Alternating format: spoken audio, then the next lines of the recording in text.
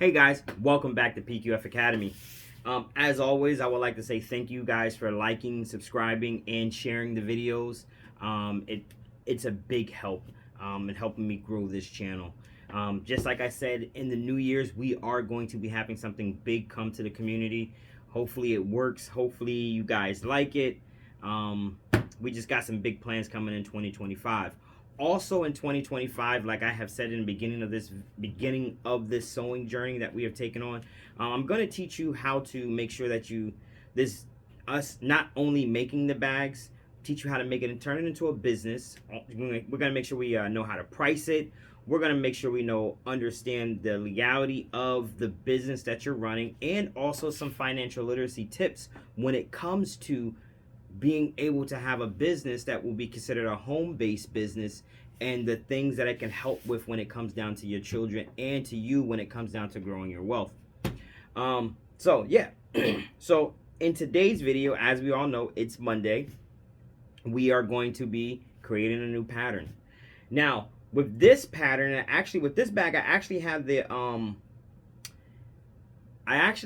made this pattern, all the patterns I made before, but this is the one I've only had a few. I had a couple of them actually left over. Actually, not a couple, just more than one left over from a show I have done before. So we're gonna do this. This is the pattern that we're gonna make when it comes down to this bag. All right. We're still sticking with the same pattern. It's just that, hey, the pattern is gonna be looking a little different. All right, as you know, we've done so many different bags so far with that same pattern, but hey, the pattern is either smaller, longer, shorter, smaller, longer, taller, wider, and that thing, and within that nature. So this is the bag that we're going to be making today. I like to typically call this like a slouchy hobo bag clutch. The only thing that we don't have on this one is we don't have the tabs that we're going to have, meaning the strap. This was like my first variation of this bag. I had made this bag last year, and when I go to some of the trade shows I go to or vendor events that I made, I would make this, and this bag sells out pretty fast.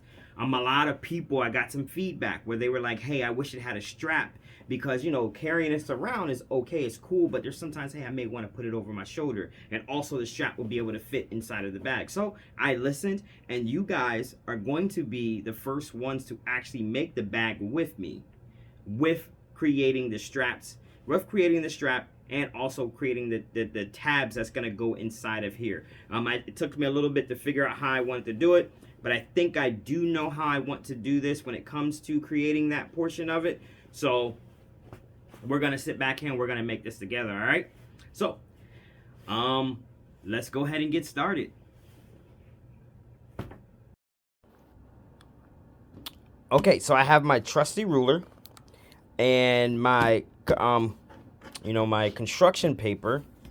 So with this measurement, we're going to go, it's going to be 21 across and 11 high. All right, so we're going to do 21 across, 11 high. And so let me go ahead and get that lined up. Make sure my paper is straight.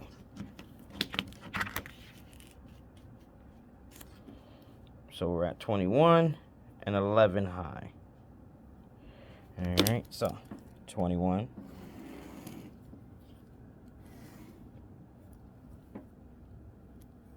And 11 down. Now for the corners, we are going to do a 2-inch corner.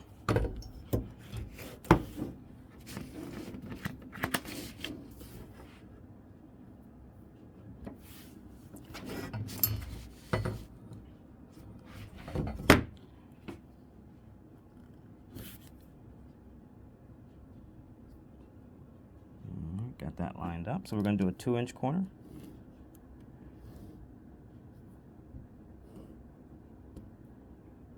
Once again, like I always tell you guys, if you want it to be symmetrical and you want it to be easy, just wait until you cut everything out, then fold it in half, and then you can cut it out. Cut this corner out the same time you cut this corner out. But me, I'm a rebel. I like to live life on the edge, so I'm gonna do it this way. I'm gonna do it this way. So 2 inches again.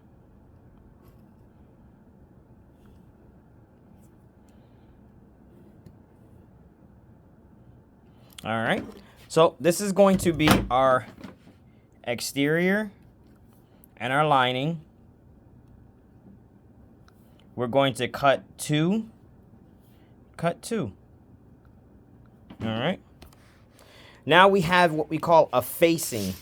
All right. So the facing is basically going to be the portion that's going to be above this.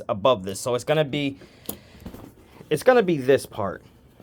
The facing on the inside, this is what that's going to be, okay? So the facing is going to be, now remember, I like to use, if I already have one, I'm going to use my lines already that I'm going to use as far as like cutting them out and things of that nature. So I'm going to use this line as a reference point for the facing, right? So the facing is going to be 4 inches tall to 17 inches long.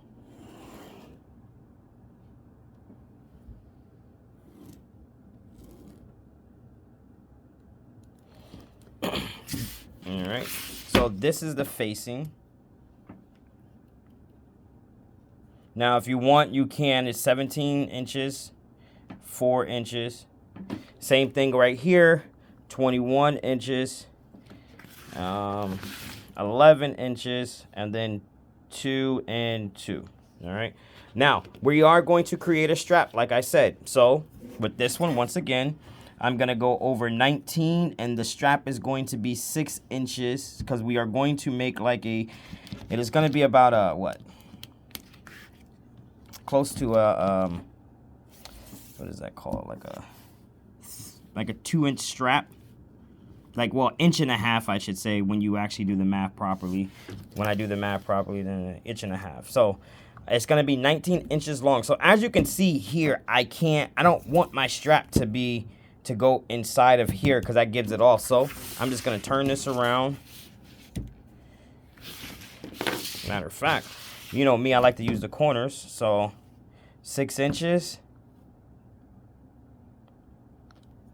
19 inches. Because when we make this bag and this clutch, I want this to fit like right up underneath your armpit when you put it on.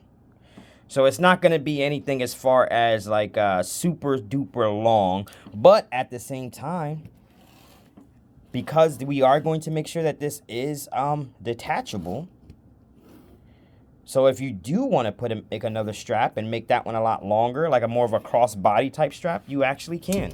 And that is 100% okay with me. Strap, and we are going to do 19 inches and 6 inches. All right, so that is our pattern. So let's go ahead and cut this out, and then we'll meet back face to face. All right, so we got our pattern drawn up and we got it cut out. So we have our body piece right here. Go ahead and make sure you mark that as far as exterior cut 2, lining cut 2. Okay. So you want to go ahead and make sure you do that. We also have our strap. When you're going to cut one of this, I always typically, depending on how you would like to do it when it comes to straps, if you ever notice, I don't really put emphasis on what kind of the strap is going to be, if it's going to be your exterior piece or if it's going to be a faux leather, whatever. You can make this whatever you want it to be. Me, typically, I'm going to make mine the same as my exterior. Okay, so unless I don't have enough of the exterior, then I would use something different. But this is what I would use that as far as like when it comes down to whatever, as far as what fabric you want to cut out, it can be whatever you want. Now the facing. You're going to cut 4 of the facing, and I would do it as the exterior piece because this is going to go on the inside of your bag also. So it's going to make some type of decorative things going on inside your bag.